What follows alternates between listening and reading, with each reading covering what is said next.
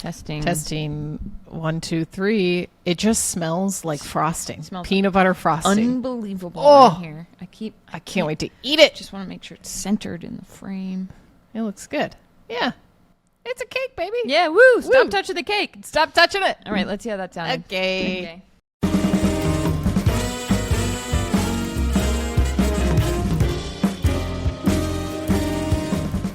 Hi, Charlotte. Madeline, happy birthday. Happy birthday to the Sports Gossip Show. Woo! The Sports Gossip Show turns 1 today. We released our first episode exactly a year ago, September 24th. Can you believe it? It's crazy. No, it feels both like 10 years ago and last week. I know. I'm like, so much has happened in 1 year that it is hard to even comprehend. I was going through my camera roll before we recorded, and I was looking at some old photos of us, and like, we'll tell the story about the Gowanus. I feel like people who maybe are new, we have to talk about the recording situation from the test. But I'm like, I cannot believe we just like, I got on a phone call, and then we're doing this podcast, and then like everything that has happened since. No, I can't either, especially because like so much of this it feels like a dream come true. Yes. I know that's like the corniest thing you can say, but I don't know that I fully appreciated how real that is for people who say that until this experience. No, it's true. I think doing something that like we just knew in our soul needed to be done and being like, we are the only two people who feel like we can do this, and then just doing it and being a little delusional, but then also being like, this is our life's work, is this show, like, and being like, we are bringing sports to people who maybe have never watched sports, or maybe we're bringing the gossip to people who are diehard sports fans who don't know about the gossip.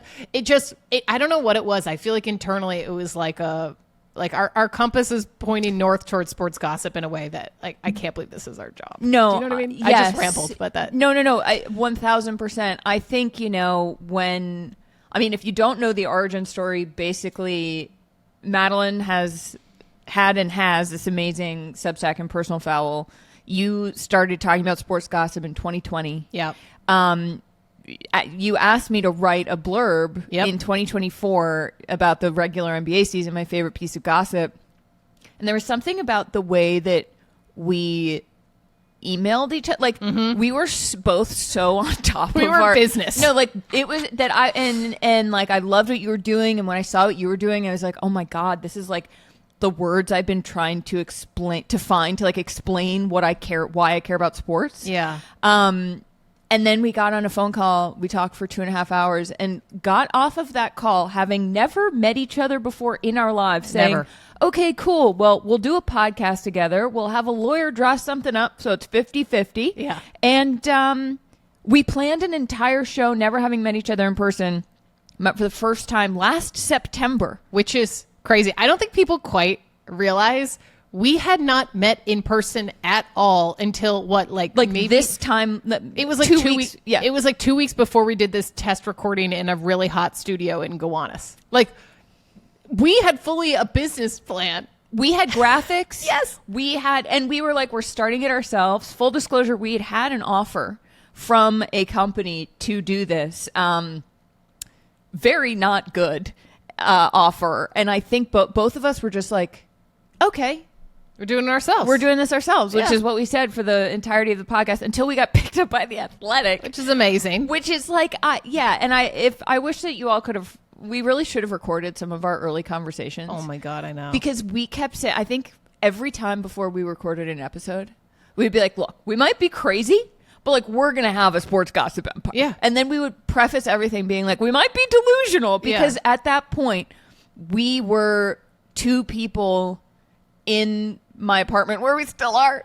It's crazy. But like, with nothing to show that this would work. We just knew it would work. I don't know. I think, I had started my Substack 5 years ago when people were talking about sports gossip, but not really. I mean, in the way that I think we have now turned it into the sports gossip empire. And I think at the time I felt very isolated because one, I didn't work in sports. For people who don't know, I worked in media and entertainment. You had, but I felt very isolated. Like, I'm doing this little thing. It's a passion project. I'm doing it during the pandemic, but I do feel like in my soul, in my gut, like that there is something here and that people are craving this type of sports content. And it truly wasn't until we got on that phone call and I was pitching the idea of like turning this into some sort of podcast version of the Substack, what that would be, we didn't know yet, that I was like, wait, no, this is the person to do this with. I was like, there's no world where I can do this by myself. Like, also just like, I mean, I love hearing me speak, but who wants to hear me speak for 45 minutes twice a week? Not me. I do. But good. But you know what I mean? No, like, yeah. I think it was like 5 years of like grinding by myself and then being like, oh my God, here is this sports gossip angel coming from the sports world who's going to shepherd me in. I'm like actually trying not to get emotional. It's crazy though. No, but because I think that I'm like actually tearing up. I think that there's an element of this where like the human side, like we always talk about with sports teams, the human side of it, like the relationship between a team. And I think in part, like, I know a lot of people who, as friends, will be like, we should start a podcast. Yeah. And the fact that we met as literally as business partners. Yes. And I think because we met as like women in our 30s who have had friendships, who understand like how to deal with another person in a respectful way while also like the fact that this worked as a business became like such an amazing foundation for our actual very real friendship. Yes. And I feel sometimes like I can't believe we found each other because so many things had to line up for this to work. Yes. But our ability to work together and like not be, I don't know, we just say the truth to each other. Yeah. And I think being able to handle conflict, not that we really don't have any conflict. No, but there's no behind the scenes drama here. I know, we're very boring. But I think just being very clear and direct and our tone and just being able, our intuition is almost, I would say 100% of the time pretty much aligned. Yeah. That I think we're able to deal with conflict. And I think starting with a business relationship first actually helped the friendship piece. Yes. Because it's like if you're dating someone, if you don't ask them if they want to have kids early on and then you get to down the line and then you realize they don't want to have kids or something, you're like, well, we should have set up those expectations earlier. Oopsie doopsie. It's like we had all these expectations. We're like, this is what we see for the show. We want it to be 50-50. We want to have ownership over the creative, like blah blah blah. Like we were very clear very early on. Yeah. And I think having that clarity helped our friendship down the line, because it could have been like we just do the show and like we enjoy doing it but like we don't hang out, right? But it's like Cheryl and I hang out. We hang out all the time. Also, and I think too, and we enjoy it. It's not I think though that I've learned a lot personally about like anytime one of us, if there's a disagreement or if you're like, we should do it this way and I'm like, we should do it this way, which happens very rarely, or if there's something where it's like something as simple as like there's a social clip that we've cut and one of us is like, we should do it this way or we should do it this way, we both just say that. Yeah. We say it to each other and it is not personal. Yes. And I think having that, because we have trust with each other, that like you can say something and the other person isn't going to like get offended or get mad or think it has something to do with them. I feel like I've actually been able to take that into other areas of my life and just be more direct. Yes. And because there's this safety of like, well, because it works. Yeah. And people respond to it really well. And it's actually been so fascinating of how that translates to understanding sports teams. No, it's which true. Which sounds insane. It's true though. It's true. No, it's such a connection. I mean, I was just thinking when we were going, I was like, oh, like vibes are so important for sports, but then they're also so important for what we do. It's all vibes. It's all vibes. Like I think about maybe there's like a meta thing where we're really just talking about ourselves. Well, even thinking about when we went to the Miss Maine pageant to watch Jordan Hudson compete, that was like a trip out of town. We just paid for that ourselves to go. No one paid for us to go to that. We also paid so much money for those tickets. It was, I don't even want to tell you how much. We're not going to tell you how much those tickets were. These tickets were too expensive. Tickets were too expensive. They were too expensive. But anyways, it was for the show. But even that trip I felt like was such a good example of teamwork. We had a lot of discussions when we got there of what we were comfortable with doing, what we weren't comfortable with doing, that I think was really, really helpful, that we felt comfortable enough to have those conversations. And truly, like, we could not be doing this also without lovely supportive partners. No.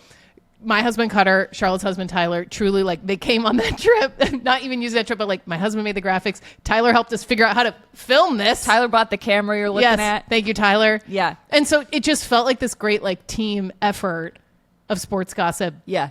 The sports gossip universe. Truly. You know? And I think the most rewarding part of this is seeing that reflected in our relationship with our listeners and viewers and everybody here. Obviously, we would be two ladies in my kitchen if you didn't watch this. Truly. No, like we would just be hanging out. Yes. Like and for the Athletic to also see something in what we're doing and help us take this to the next level. It has been all of it. First of all, we're so grateful for the Athletic. Yes. Like, oh my God, thank you. Truly. And to our listeners, like it feels like our relationship and approach and really having like a pretty strong moral foundation too of where we're coming from and not wavering from that has allowed those other things to happen. And those have been reflected back to us, like our YouTube comments. Oh, like they're amazing. We got a note that I think it was an Instagram DM that you sent me last night as our social media. Let me pull it up. Manager. And there were a few comments recently in the same vein, but can you read this one? Because this literally made me cry, actually. This is from Devin. Devin, thank you so much for sending this. First of all, I love your guys' podcast so much. You have made me love watching sports with my boyfriend and his friends. I don't feel like an idiot anymore. That right there is our entire goal. Yeah. Like this has been personally having coming from the sports world and having worked there for 10 years. I always felt the limitations of how much of sports media is really gate kept, which I don't even love that word. It's like there isn't accessible language used all the time. Nobody explains who people are. So if you are someone who doesn't know about sports and you start listening to a sports podcast or a broadcast, and yes, it's great to have programming that is for fans who already know what's going on. Obviously, I'm not questioning that, but there's so many things where it felt like there was no avenue to get into this. No. And my friends who don't care about sports, my parents, my family, they didn't listen to what I used to do because it was not accessible. Yeah. So to do this with you, with that mission, and have someone say that they don't feel like an idiot watching sports with their boyfriend anymore, I was like, and I know this sounds very navel-gazy, but I think in a time where everything feels so bad all of the time, to do something that on its surface seems frivolous or, it's sports, it's entertainment, to have it have an effect where this woman sitting on her couch feels like she isn't kept out of these male quote conversations, feels like it's a little bit of progress. I don't know. Yeah, no, it's true. I mean, we had another message from someone recently that we did post on Instagram about she works in sports and feels like our show has helped her have conversations with her coworkers. Like, what? It's just crazy, I think, especially for me, having not worked in sports, to have people say that when it's like, I never worked in sports. I loved sports. I mean, there's a photo of me. It's if you scroll back really far on my Instagram, you'll see it. I was working in entertainment, and we had to do a press junket for some movie that had two actors in it, and they were at ESPN for the press junket. I don't know if that was just where we had to go to. It was probably an ABC or Disney. Something, yes. Something like that. And I remember they were like, do you want to go to the, see where they film SportsCenter in LA? And I was like, are you kidding me? I was like, oh my God. So there's a photo on my Instagram of me posing with the ESPN logo. And it's so funny just how full circle. Never in my wildest dreams could I have thought I would have a sports gossip podcast with you, but then also I would get press passes to go to sporting events. What? I know. What? I used to watch SportsCenter twice a day. I would watch the end of the 6 a.m. broadcast and the beginning of the 7 a.m. broadcast. And then I just cared about fashion and pop culture. And I loved watching sports, but I never felt like there was a place. So to be now people are telling us that they were helping them at their job and then with their partners to know more and be able to embed themselves more in a conversation is I always say this on the show. It's unbelievable. It is. It really is. It is. And yeah, so, thank you to everybody who's listened, who's been here with us. I feel we're kind of overwhelmed. Yeah. It's crazy that it's only been a year. It's crazy. Also for our birthday. Yes. As a birthday present, if you would obviously like, subscribe, rate and review. Yeah. But also, if you want to send this to like 1, 2, 3 people who don't listen to the show who you think might like it, that would really help. Obviously, like, starting a new podcast is not an easy thing to do. In fact, it's like one of the dumbest things you could do. It's like a very saturated. Yeah. Starting a new sports podcast. Oh, yeah. We've gained incredible traction, but obviously, you know, the name of the game is more listeners. So if you want to help spread the sports gossip gospel, yeah, no, it makes a huge difference. I mean, it always still blows my mind when I see us charting in the sports category, and it's like not all, but mostly male-led podcasts, and then here we are like in there. It's just amazing. And like truly we could not be there charting without you. Truly, like every comment, every share, every DM we get, every email, like all of that makes such a huge difference. We say that every week, but like really it really does make a huge difference, and we would not be sitting here without the support. Truly. Yeah, no. And you have made all of the toiling we've done before this feel worth it. I'm going to be honest. There were times in my career where I would be at a sporting event, or I would be dealing with certain people I worked with, or I would be, it felt like I was banging my head against a wall trying to do sort of like quirkier stories, or stories that weren't seen as like X's and O's or whatever, where like I have vivid memories of being on specific street corners around the city of New York, crying, being like, what am I doing? This feel like the definition of insanity is doing the same thing over and over and expecting something to change. Yeah. And the fact that people are now listening to this, and like all of those experiences that made me feel that way have now come in so useful, because like we can give context to things. It is it's all because of the people. It's true. Listen to this. No, it's true. So thanks for healing. Thanks for helping us heal honestly, trauma. Okay, I'm going to break the fourth wall real quick here. What? Okay. We went to the Eagles home opener. Yeah. I got very, very nervous before going to that, because I've gone to a lot of sporting events and had a lot of not great experiences at sporting events. And anytime I would get asked, it's like, you got to go to this thing. Over the course of my career, this isn't one particular place, one particular person. Like, I would start getting heart palpitations, and I'd be like, oh my God, okay. Yeah. I can do it. And when we went to that Eagles game, it was like, I felt safe. I felt not that I emotionally safe. I felt like this is fun. We had a great time. It really felt like it healed whatever part of me. So, like there, obviously, if not on your show's birthday, when can you get navel gazy? But I do want to say that, like, because people listen to this, because The Athletic picked us up, because you agreed to do this with me, it has like completely changed my experience of my career. So thank you, everybody. Thank you, Madeline. No, truly, but I also couldn't do it without you. Like, going to that Eagles game, I was like, well, I don't know, what are we supposed to do? Like, so Charlotte's like she's like I said, she's like my sports fairy godmother. She's shepherding me in. I'm like, listen, I can teach you how to like runway walk or something from like teen model days. We could do that. That would be a very funny. I would like to learn. Oh, this isn't breaking the fourth wall. This is just a funny story. What? You want to know how I learned how to runway walk when I was a teenager? I did runway lessons in Atlanta. No way. That's for my runway mother. Lessons? Oh, I had to learn how to runway walk, babe. And the instructor made me run in heels on a platform. No. Yes. Are you kidding? I felt like it was like Taylor Swift in the Eras Tour. She's like jogging, like, running, doing the whole set list or whatever. What height heels? Probably Wait, 4 that's or 5 inches. Insane. And I was like 14. It was so crazy. Could you do it? Yeah, of course. So I'll shepherd you into that one day. Oh my God. No, but I do feel like, I don't know why I said that. But whatever. I like but that's the like, show. That's the show, baby. No, yeah, I'll shepherd you into the modeling world one day. Great. Oh, actually, you know what? I did when we did our photo shoot. I was like, we're doing poses, You did. Madeline told me how to stand. At one point, I really hit a wall, and I said, I don't know if I could keep taking pictures. And Madeline, you literally said, you said, lock in. Yeah. And she said, just go to a different place in your head. Yeah.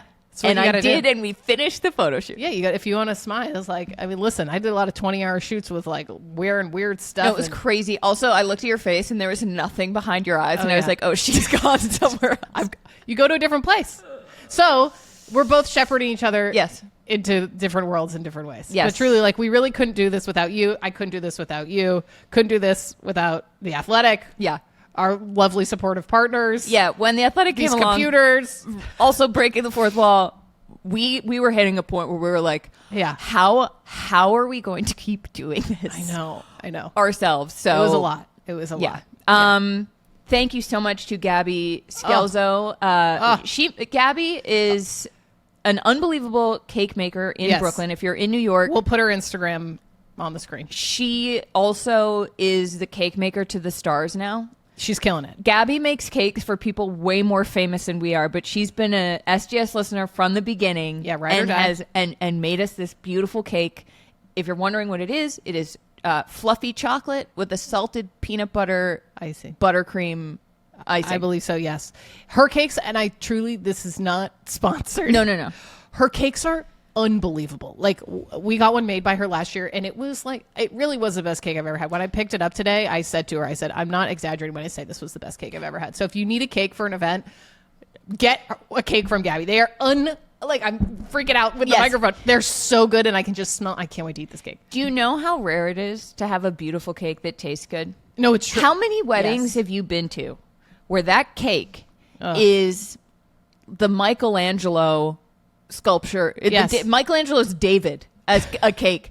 You're like, I can't wait to eat this. You eat it, and it's like dense and dry and doesn't taste good. No.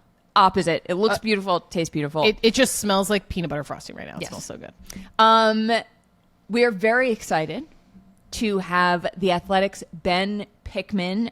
He is a co-host of No Off Season. I'm about to say this in the intro, so I don't know why I'm saying it now. Ben came on the show to talk to us about the WNBA playoffs. There are so many juicy storylines. Oh my God. So many. So much juicy gossip. So much. Ben told us, like, we're going to definitely have Ben back on, have obviously keep talking about the WNBA, but it was really fun to dive in. We had one crazy game last night, one less crazy game. Yeah. So without further ado, thank you again. And here's Ben Pickman. Here's Ben. All right. Please welcome our next guest, Ben Pickman. Ben is a co-host of The Athletic's great WNBA show and women's college basketball show, No Off Season. He is a staff writer at The Athletic. We previously worked together at Sports Illustrated. Ben does amazing work. You recently broke the story about, you know, the dildos flying onto the court at the WNBA games and the darkness behind that. We are so thrilled to have you on to talk about the WNBA playoffs. Ben, welcome to the show. Thank you for having me. That story feels like a very, very long time ago, but that was a crazy time for me this summer. That was such a crazy story. That feels like 10,000 news cycles, doesn't it? It was 10,000 news cycles ago. Yeah. But that, I mean, we've been so excited to have you on. I think that kind of real work and reporting is what we love to highlight on our show, because it's something that might seem bizarre or, you know, frivolous on the surface, and then has like real implications for the league, for players.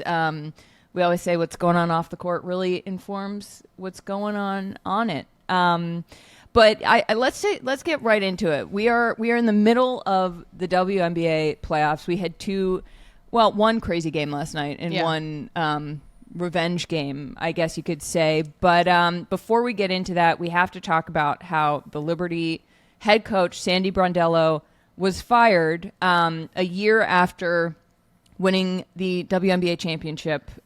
We found out in the middle of our recording on Tuesday. Yeah. Pretty shocking. Yeah. I would love, we want to know what you're hearing, because these sorts of things might seem really out of the blue, or like, what? She was a great coach, but like, did she lose the locker room? Like, what don't we know that might have been going on there? Yeah, it's a really good question, and you use the word shocking. I would say I was not totally surprised, and I don't think a lot of people around the league were all that surprised either. And there were a few reasons for that. Yes, on the surface, it is kind of a big move to make, knowing that the Liberty won the title just last season. But when you kind of peel back the layers, it's like there's some reasons, I guess, that I can see for them making this move. Number one, if you look at Sandy Brondello's contract, and I reported this in my story on The Athletic, after winning the title last year, she signed just a 1-year extension that then also had a 1-year team option. And what that is a tell for is that they were not committed to keeping her long term. Like if they really saw her as the long term coach for the next 3, 4, 5 years, she would have gotten that kind of extension. That is sometimes what we see in other major American sports. Getting a 1+1 is a sign that it's like you're still on a prove it deal. So that's number one. Two, if you look at the Liberty's window right now, like they very much view themselves as title contenders. And yes, obviously the first round exit was very disappointing, but 3 years ago, say 2023, they make their first finals in more than 2 decades. You can make an argument they should have won that series. They were playing the Las Vegas Aces, and one of Las Vegas's best players, Chelsea Gray, hurt her Achilles, hurt her calf in Game 3 of that series. Game 4 was then in Barclays Center, and people thought the Liberty now are way better. They should win Game 4, and then they should win Game 5. They're way more talented. Well, guess what happened? They didn't win Game 4, and the Aces won the title. Last year, the Liberty did win the title. You can't take that away from them. But also, they came very, very, very close to not winning the title. If not for, a substitution for Niara Sabali, whatever you want to say about the officiating, some late game execution. They did win it. You can't take that away, but they almost didn't. Right. And this year, the injuries, not Sandy's fault at all, but they revealed a lot of other things in terms of, defensive effort issues or stagnation on offense, or Jonquel Jones, who is a former league MVP, one of the best players in the league. She scored just 17 points in 3 playoff games and never really found her footing on offense. And so when you start to look at those things, coupled with the contract, I think that is kind of how you get to the situation, which we have now of the Liberty now looking for a new head coach. How do you think the players are feeling about this? Do you think they're also not surprised? Have you heard any rumblings on what's going on amongst the team? Yeah, I mean, a number of players took to Instagram on Tuesday night and said, had like very complimentary story posts about Sandy Brondello and Breanna Stewart after New York lost last Friday. Seemed to be taken aback and very supportive when she was asked about Sandy Brondello's job status. And Sandy was really beloved, I think, by a lot of the players as just like a caring, great connector with people. All different kinds of people across the organization. So I think that is a little bit jarring, but I also think it signals like this broader change in the WNBA. And this is something we've seen in recent years where as the business becomes more profitable and it grows and more people continue to invest, we start to see ownership groups and front offices who make these, like, you can argue quick trigger decisions, but you could also just say decisions about coaching. Like no longer are they just going to stand pat and say, we're okay to just be a okay organization and we're okay to just make the semis and lose and we're okay to just keep paying an average coach. Like we want the best is how a lot of owners and GMs, are treating their teams right now. And so again, this is a trend that we started to see a lot last year, which had record coaching turnover. And this year, like you make a move like Sandy Brondello, it mirrors a lot like the NBA. Like we have seen in recent years in the NBA, the Lakers Michael Malone. Right, exactly. Michael Malone, a year and a half after they won the title, he got fired. Mike Budenholzer was the coach of the Milwaukee Bucks 2021. They win the title. He lasts 2 more years. Frank Vogel was the coach of the Lakers in 2020 when they won the title. He got fired 2 years later. Sorry. Yeah, I don't think you were expecting a Frank Vogel No, that was a deep cut. That was a deep cut. I don't hate it. You can add Sandy Brondello kind of to that list of title and then a quick change right after. It's funny, right before we hopped on with you, Ben, Madeline was like, this is equality. This is it is. We're getting there when WNBA coaches are fired the way that NBA coaches are fired. So it really does feel like that.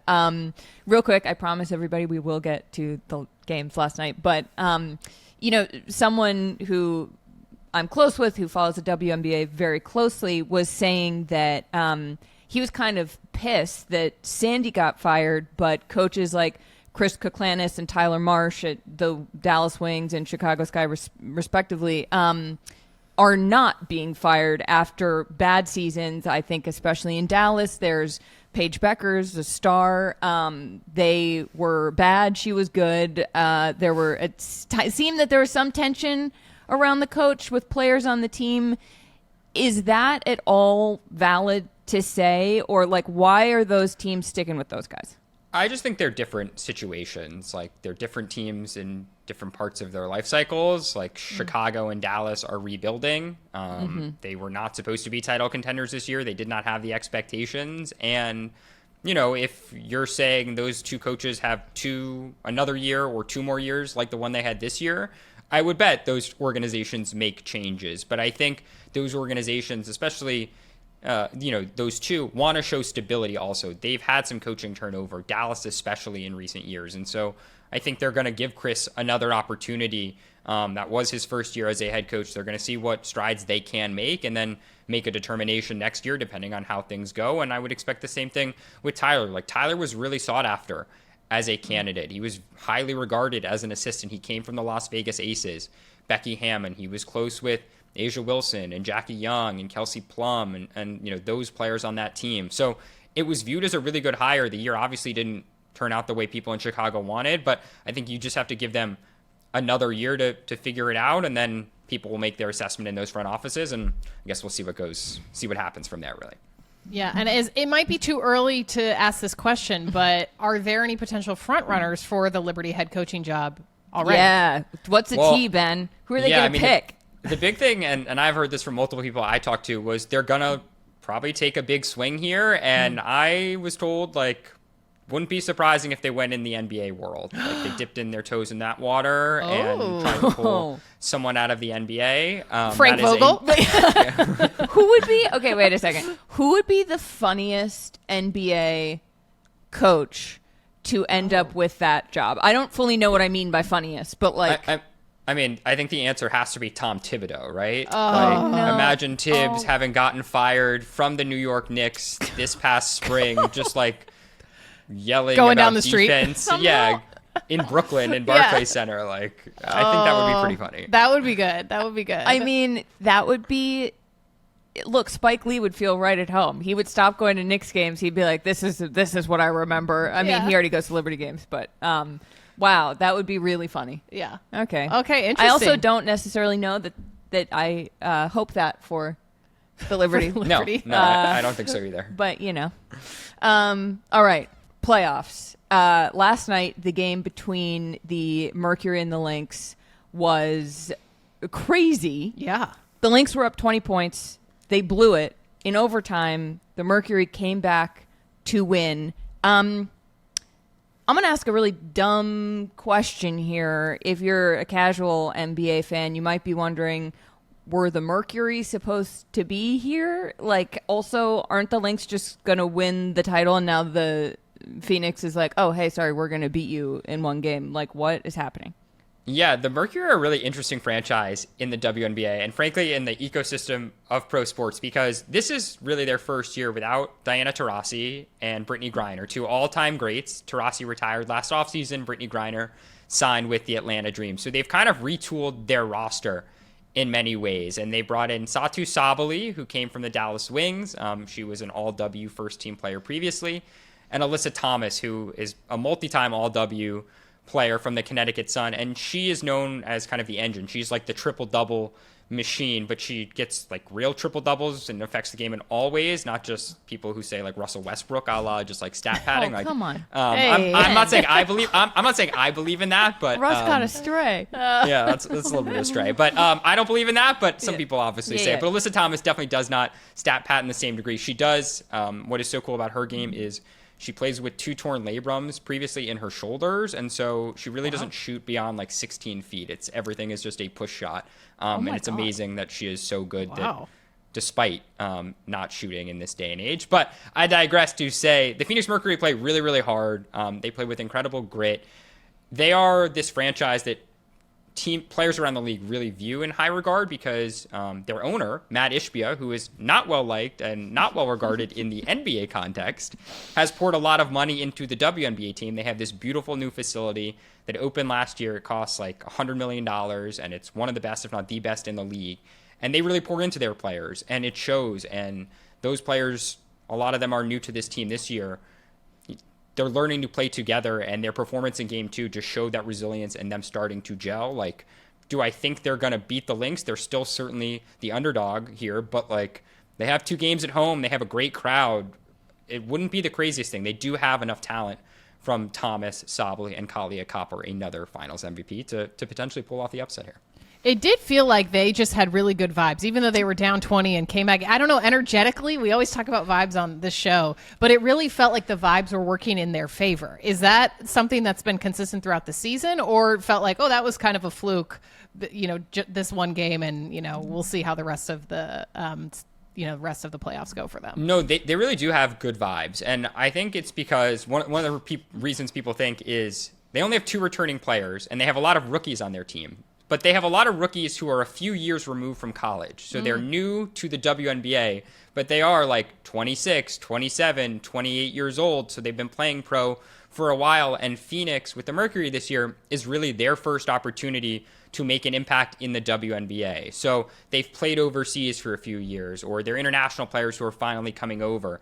And so you just have players who are a little bit more mature, both about like themselves personally, but also their games, and the energies have kind of meshed. Like, they've taken a lot of pride in being this roster of previously unknown players in many ways that have gelled and been one of the best rosters in the league. And that is pride from both a like player standpoint and a front office standpoint. And so I do think the chemistry and the camaraderie of that team is really good. You also have an interesting storyline in terms of Alyssa Thomas and her partner DeWanna Bonner, who, they signed mid-season after Bonner was cut from the Indiana Fever. And so that is another, I guess, to the question of vibes and energies and camaraderie, like, that is an interesting wrinkle, a unique wrinkle in many ways to the WNBA context. Well, let's talk about DeWanna Bonner for a sec, because her leaving the Fever, there was some drama around that, wasn't there? Can you, if people aren't familiar with what happened there, and then for her and Alyssa to end up on the same team, I mean, this is like, this is what so good. The W is so good. Like, from a sports gossip perspective, yes, it's like as good as it gets.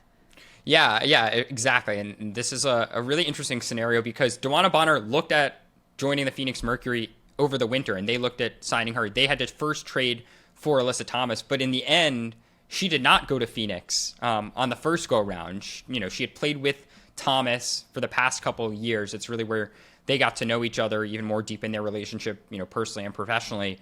But she didn't go there. She signed with the Indiana Fever, where it seemed like she was going to have a bigger role and fit in really well, and the Fever had championship expectations, and you're playing with Caitlin Clark and Aaliyah Boston and Kelsey Mitchell, and things were great. She was on the cover of Sports Illustrated when they did their cover shoot with their players. Well, things didn't go so well, and her role was inconsistent, and her minutes got cut, and she was coming off the bench. And I do still think there's a lot we don't actually fully know about that situation. Long story short, she gas out, they release her, and the question is, where is she going to go next? And it wasn't even obvious right away that she was going to end up in Phoenix. I think there were some rumblings that other teams were interested, but she does end up in Phoenix.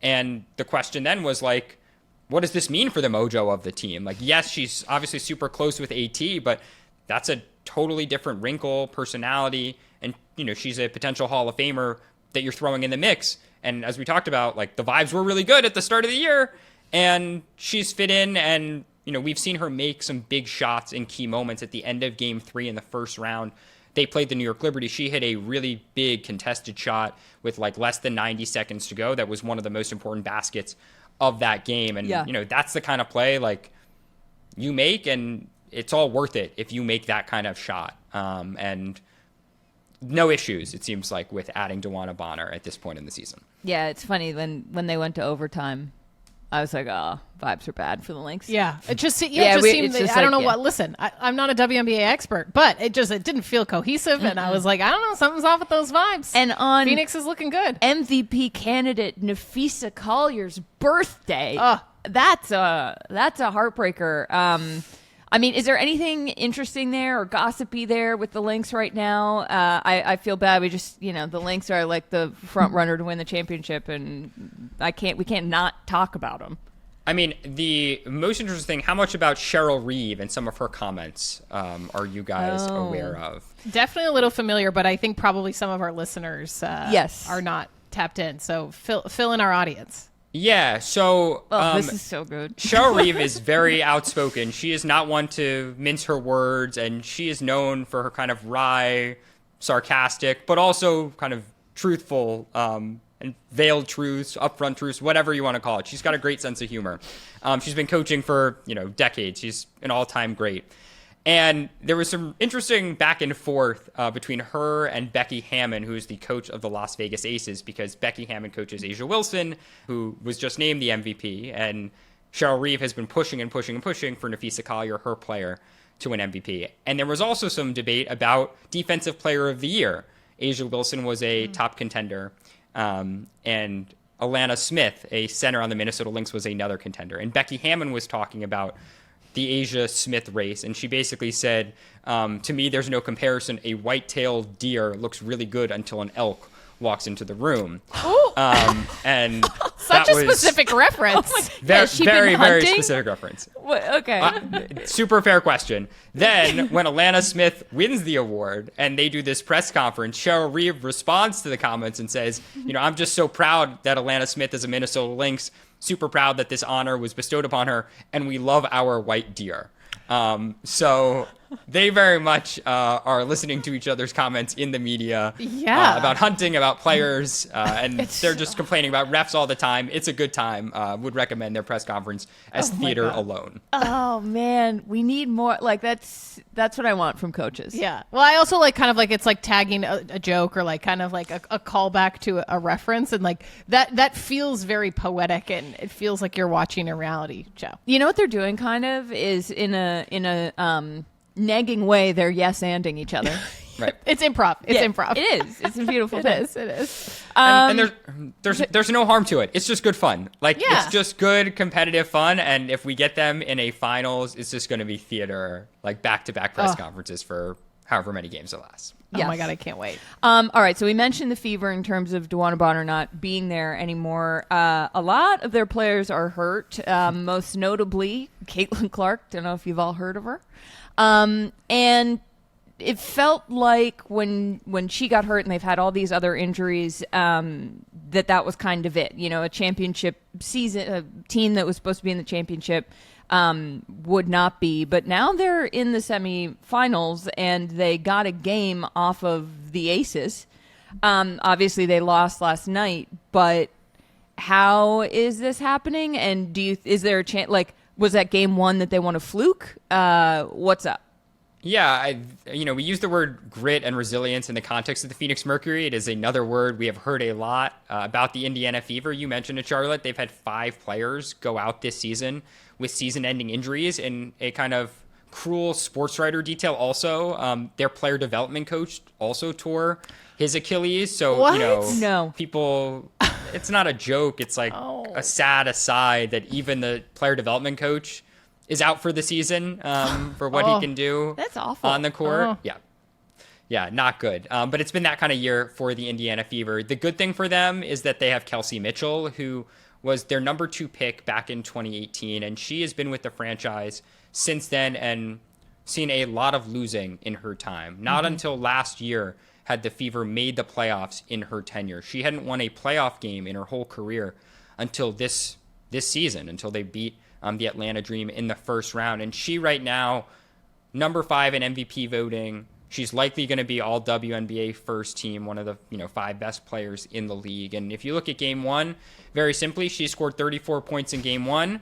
In game 2, she scored just 13. And that was kind of one of the big differences, that Las Vegas really keyed in on Mitchell.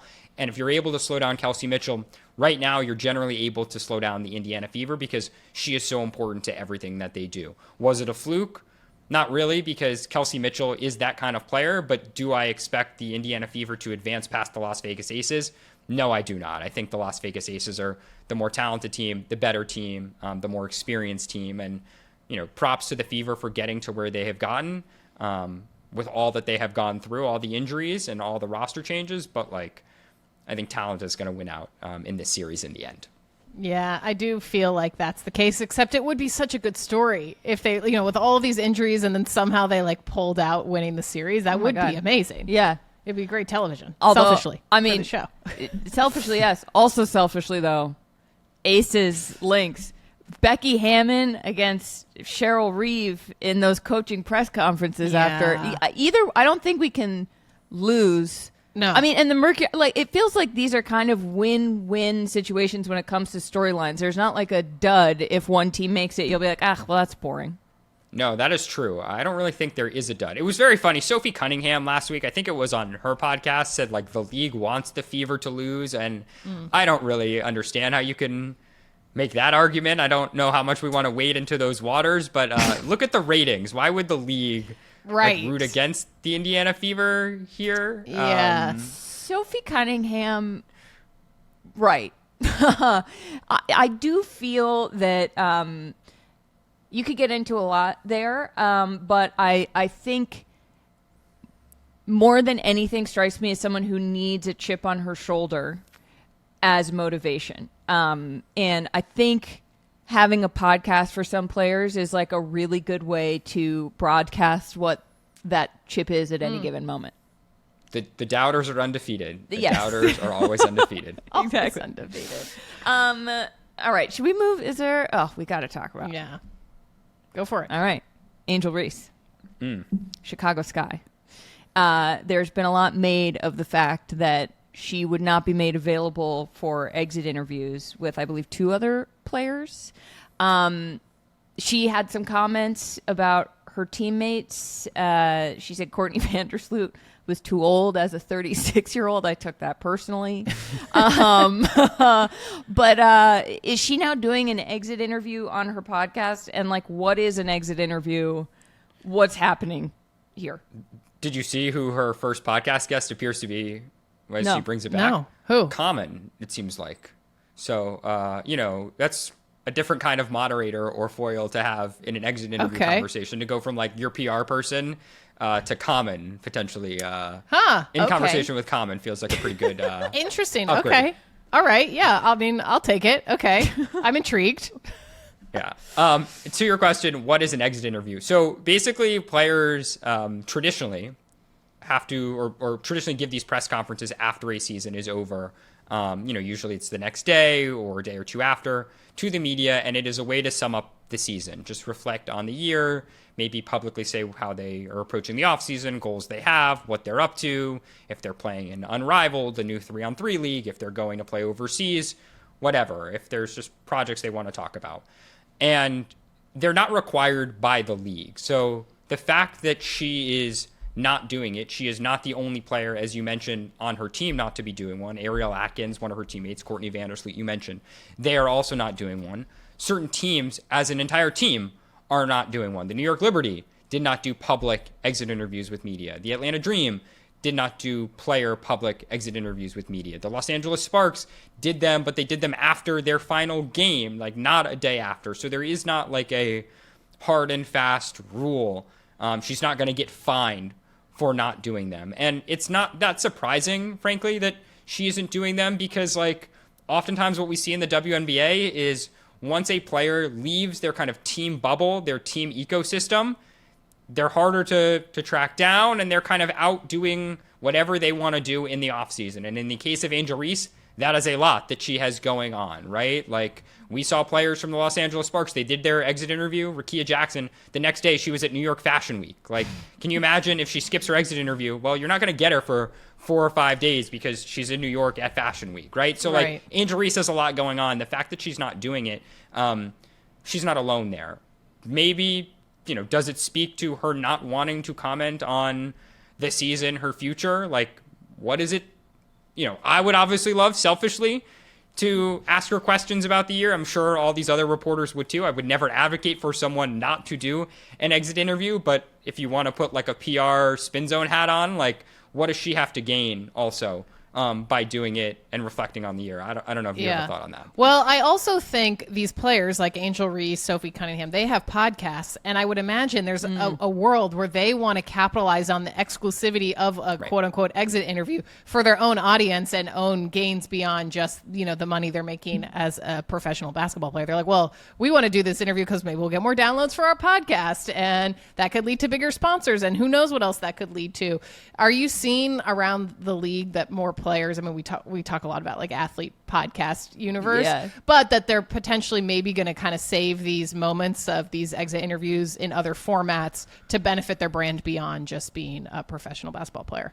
Yeah, I think so for sure. I mean, we see players continue to use their platforms to connect with fans in different ways. And I think one of the things you really see in, women's sports and women's basketball and their studies on this is like the fan affinity and the connections that, can be created, can like feel closer with women's basketball players, say, than with like your NBA player. Like there's an accessibility that women's basketball players have that a lot of NBA players like don't present or don't have. Like you never feel that close with a favorite player, right? Whereas I think, one of the things that so many fans love about the WNBA or they love about Unrivaled is they feel like they know their favorite player, or they can go get an autograph or a photo, and players are really accessible. And so, yeah, I do think we see this broader sea change. I also think too, like during the year, when players do get fined, the rules about fines are totally different, right? The NBA like really publicizes fines, and then the WNBA fines traditionally are not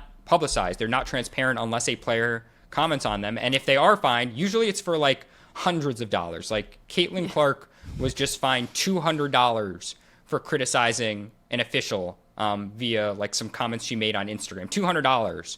Like that is a nice restaurant bill. You know what I mean? Right. Like what is $200? No offense to Caitlin Clark, knowing that she's a Nike signature athlete. Like we've seen players who get fined for, I reported on a story, they got a fine warning for wearing a baseball hat. Like that would require a $200 fine if it was a second offense on that. Like the money for a fine is just very different, and so it's not really a disincentive to like miss out on things, even if they are league mandated, which again, exit interviews are not. Yeah. Well, especially if, WNBA players are paid pennies, which is partly why, we're looking at a potential walkout for the new collective bargaining agreement. If they don't get what they think they deserve, pay the players.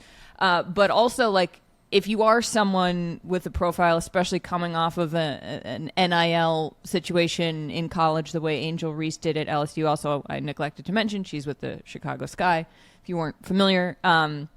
And so it feels like for some of these players like Angel Reese or Sophie Cunningham or Caitlin Clark, who do now have these huge followings and outside money coming in a way that some other players in the league may not, it almost creates these 2 or 3 different tiers of how much you can say or do against the league depending on what your independent income is.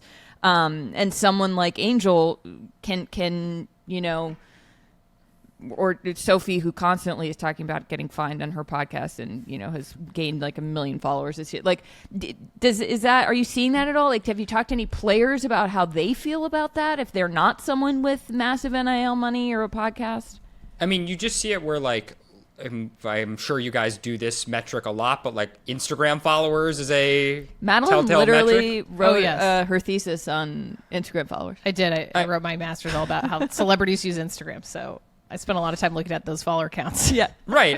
Angel Reese has more than 5 million followers on Instagram. The WNBA has 3.5 million followers on Instagram. Excuse me, not 3.5. It's followers. Us. It's just us and our microphones. Yeah, exactly. I don't know who the half is. Right. It's the microphones.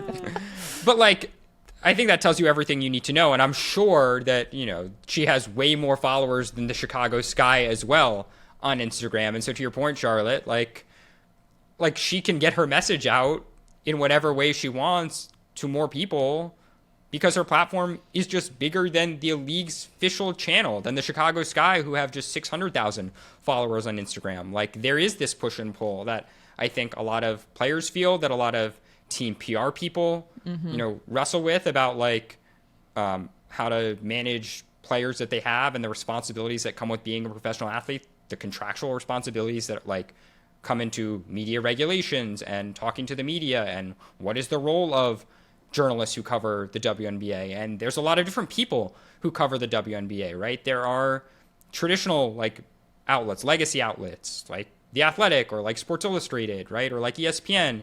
There are a lot of new people. There are a lot of people who cover it part-time or, are freelancers and have different streams of income and also cover the league. There are a lot of people who are influencers who also get credentials in some markets because those markets might not have as much traditional media or might not have as much other media. There are a lot of people who parachute in via Zoom and might cover a team entirely virtually throughout the entire year. That's something we don't see in the NBA, in the NFL, in Major League Baseball. And that creates a really unique dynamic too about, again, messaging and obligations and how players communicate both with the press and, in the team context and apart from it too. It's crazy. Well, we could talk to you forever, Ben, but we'll have you back. Yes. But A, who do you think is going to win the WNBA finals? And then B, what is your favorite sports gossip story of all time? Yeah, so I think the Las Vegas Aces are going to win the WNBA Finals. That was my pick at the start of the playoffs. And despite losing Game 1 to the Indiana Fever, despite barely beating the Seattle Storm, I'm not going to waver. I'm going to do that classic. I'm not wavering from my pick at the start of the postseason move. Look, I like the confidence. I appreciate it. Same. Chelsea Gray said it's not who wins one game first, it's who wins the series. So there you go. Amen. There you go. So they're going to win this series, and then they will go on to win the finals. And to your question of what is my favorite piece of sports gossip, I mean, one that always resonates with me is back at our shared time together at Sports Illustrated Charlotte, I did a story on this Twitter account called Ballsack Sports, which is really the it's like an earlier version of NBA Centel. And it was just a Twitter account that would make up graphics. And were blatantly fake. And obviously, Ballsack Sports is a play on words and like poking fun at things. You would like to think that that's obviously a parody, but in today's world, it's you do need to clarify. Ballsack Sports could be real. Could be real. Could be real, but it was not. I guess it was a real account that created not real news. But the thing that I love so much about it, and to your like, what do I love about like why this account resonates, is because so many TV personalities, so many people on Twitter, so many like actual athletes would get fooled by these obviously fake things. And that is a trend that we have continued to see. And it's one thing when you get fooled by like accounts that really do seem real or like don't have this obviously fake handle, but all the ripple effects and stories and awful announcing posts that stemmed from getting fooled by Ballsack Sports and saying you've been sacked, like that was a fun story to work on, and that will always resonate with me. Or working on the sex toy story a couple great weeks story ago. also. That was another one, different kind of story to work on too. No, Telegram very very different, but also similarly intriguing. Yeah. Those parody accounts, I feel like as time has gone on, you mentioned this, have gotten more and more official looking. And it's like they have like a team of people making, I wrote a Substack about this a while ago, but about the sports graphic design industrial complex, like those graphics with like a photo and there's usually some sort of gradient and then like big text and what you're talking about. Like breaking. Breaking. And they like, the Ballsack ones were pretty obviously fake, but people clearly were bamboozled by them. But now I'm like, some of these accounts, like the content is photoshopped really perfectly. Like it looks so good. I'm like, I have gotten bamboozled by them. And then like before I've like retweeted, I'm like, wait a second. Nope, that's Centel or that's, that's not NBA Central. Totally. Yeah.